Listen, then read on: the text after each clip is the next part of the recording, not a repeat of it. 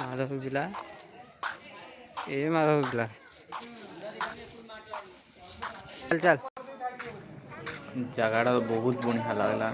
ଆଉ ବାକି ଆଡ଼େ ବି ଆହୁରି ବି ବାକି ଜାଗା ବହୁତଟେ ଅଛି, କିନ୍ତୁ ଯାହା ଦେଖିଲୁ ସେତିକି ଭିତରେ ତ ଆହୁରି ଭଲ ଲାଗଲା। ଆଉ ଏଟାର ଇତିହାସକେ ଟିକେ ଯଦି ଆମେ ଉଲ୍ଟାମା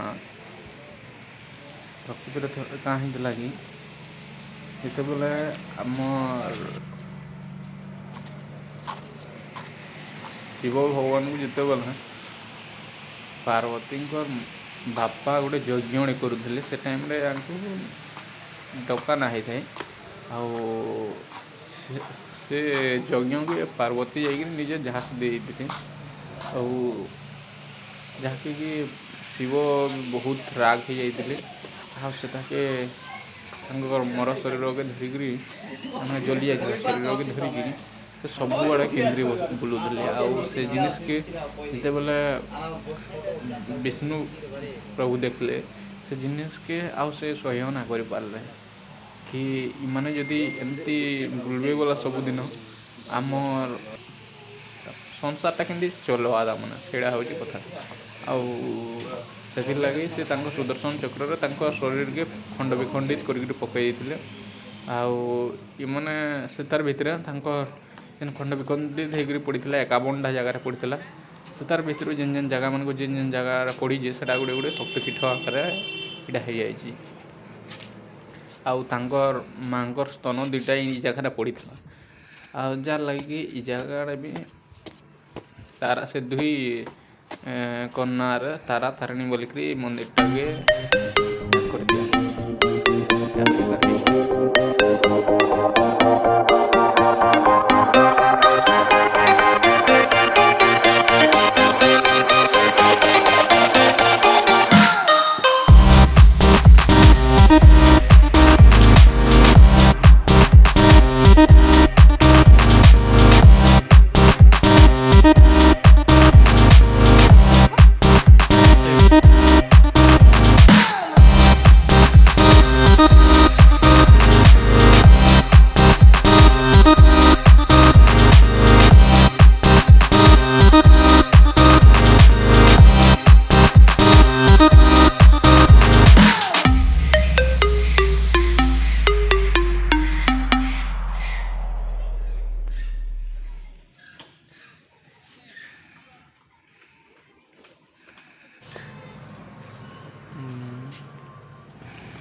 ଆଉ କାଁ କହେମା କହ ସବୁ ଜାଗା ତ ଦେଖି ସାରିଲା।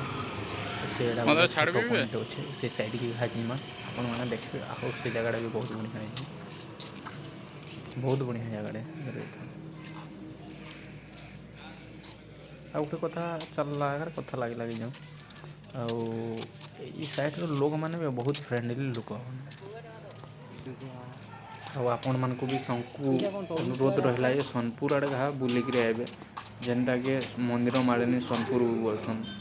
ଆମ ସୋନପୁରରେ ବି ବହୁତଟେ ମନ୍ଦିର ଅଛି, ଯେନ୍ତା ପାତାଳି ଶ୍ରୀକ୍ଷେତ୍ର ସେ ଜାଗାର ଫେମସ୍ ମନ୍ଦିରଟା।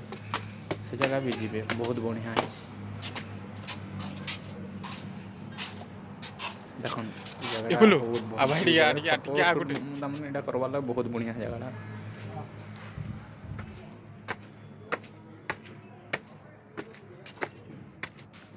ଫଟୋ ନେବେ ନା ପୁରା ମସ୍ତ ଗର୍ଜିୟସ୍ ଆସିବ।